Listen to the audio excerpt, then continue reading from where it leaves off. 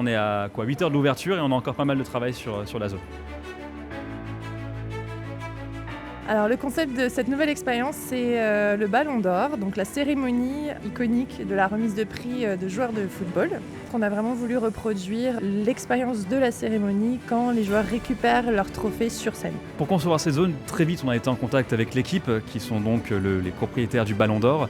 L'idée, on avait un espace existant qui était assez peu exploité et très vite on a fait des propositions de scénographie avec eux pour voir comment amener ce trophée, comment l'intégrer dans Grévin. Pour cette zone, on n'a pas eu énormément de temps. Un peu moins de 5 mois entre les premières esquisses et l'ouverture.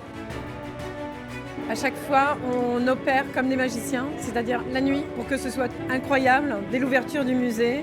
Donc on a repositionné certains personnages qui étaient déjà sur le parcours de visite, des déplacements, des relookings, par leur peinture, le costume.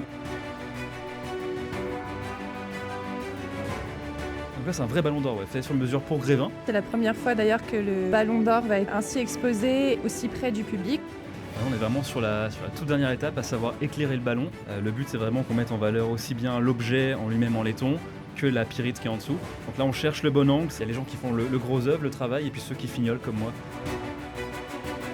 On a également voulu parler d'actualité, expliquer à des personnes qui peut-être ne connaissent pas le Ballon d'Or ce que c'est. Il y a aussi évidemment depuis quelques années le Ballon d'Or féminin.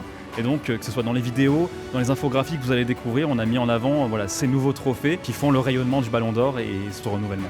On a installé 3 écrans 4K, un haut-parleur directionnel qui permet un son immersif, une centaine de mètres de câbles et tout ça implémenté sur notre régie qui nous permettra de contrôler cette zone à distance.